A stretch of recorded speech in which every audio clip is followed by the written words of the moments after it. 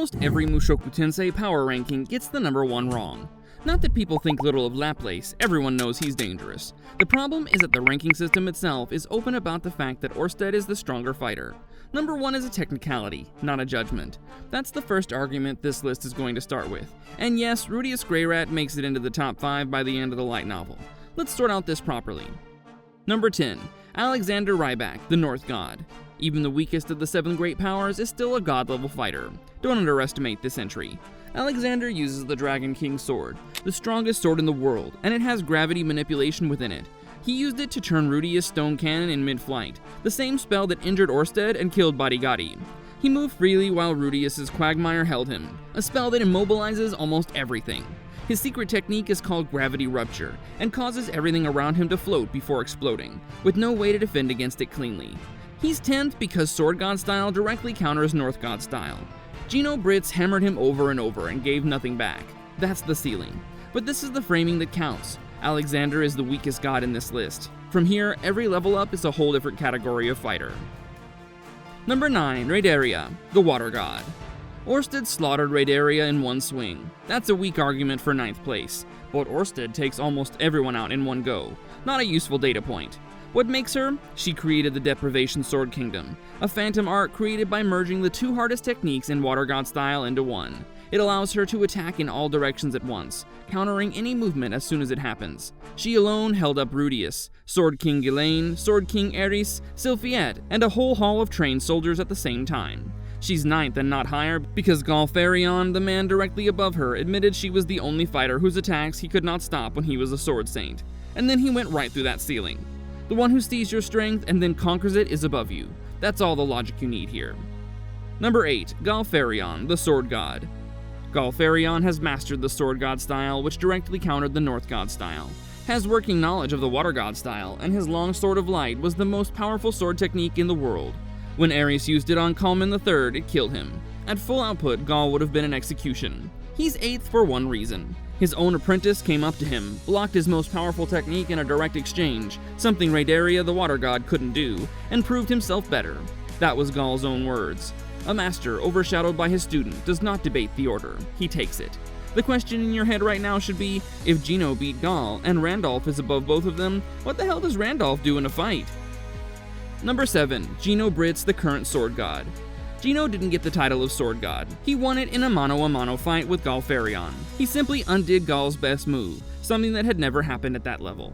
During a later spar witnessed by Rudeus, he defeated Ares and Kalman III almost instantly.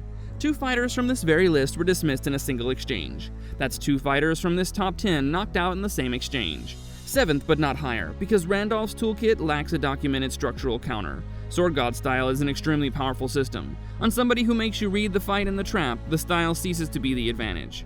What do you think? Should Gino be above Randolph? Make sure to let me know in the comments below. But consider what Randolph does to a swordsman who thinks he's seen an opening first. Number 6. Randolph, the Death God. Randolph is not the best fighter on this list. He's the hardest to beat. That's not the same thing. His sword style is called the Sword of Bewitching, and it works on one principle. Every choice you make is wrong. The Sword of Luring draws you to attack when you should be running. The Sword of Hesitation causes you to fall back when you ought to go forward. All of those openings are traps. When you think you're safe, you're giving him the kill. And on top of that, Emperor rank North God style. Experience Water God style, Demon Eye, and impenetrable barrier building. Magic absorbing gauntlets that completely shut down mage opponents. Before Alexander, he was the first candidate for North God. He ranks above both Sword Gods because his style has no known structural counter. Sword God beats North God. Nothing documented beats Death God cleanly. The top 5 is where the power conversation changes entirely. Number 5. Rudeus Greyrat. This is going to be the placement that gets the most pushback. So here's the full argument. By the end of the light novel, Rudeus officially joins the 7 great powers. He doesn't approach that tier, he enters it. He was born with the Laplace factor, the same bloodline element that produced Laplace himself, which is the direct cause of his having the largest mana pool in recorded history. He pioneered silent casting. He mastered dual casting. He reaches god rank across multiple magic schools. When Orstead watched him dual cast once, he duplicated it immediately from a single observation.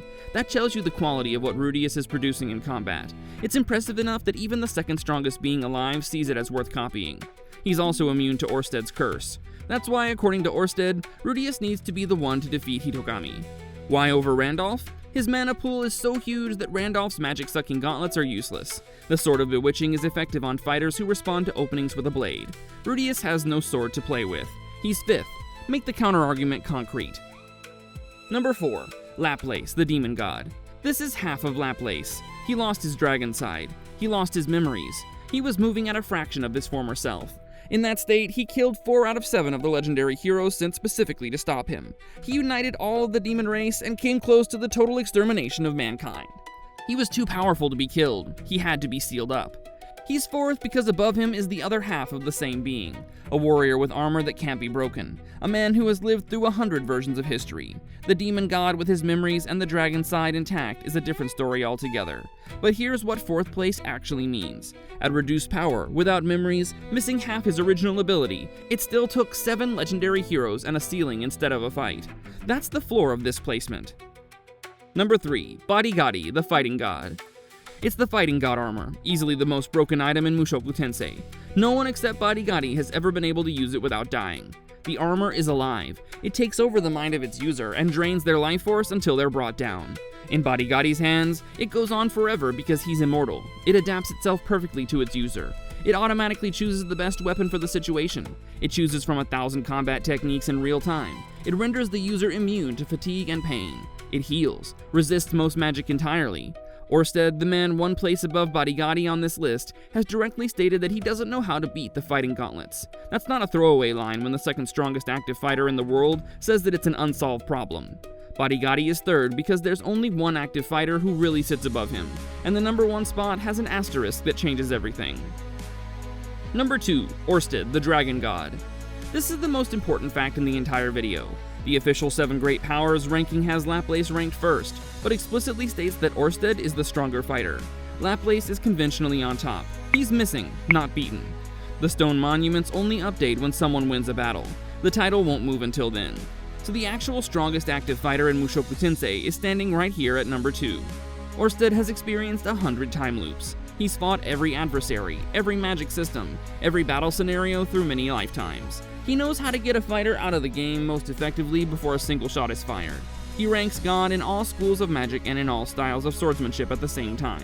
His God sword can cut anything within several kilometers. He defeated Kalman III while Kalman was wearing both the Dragon King's sword and fighting god armor. He's doomed to be hated and feared on sight by everything that lives. He's still the most dominant force in any fight he walks into, a technicality and a title over his head.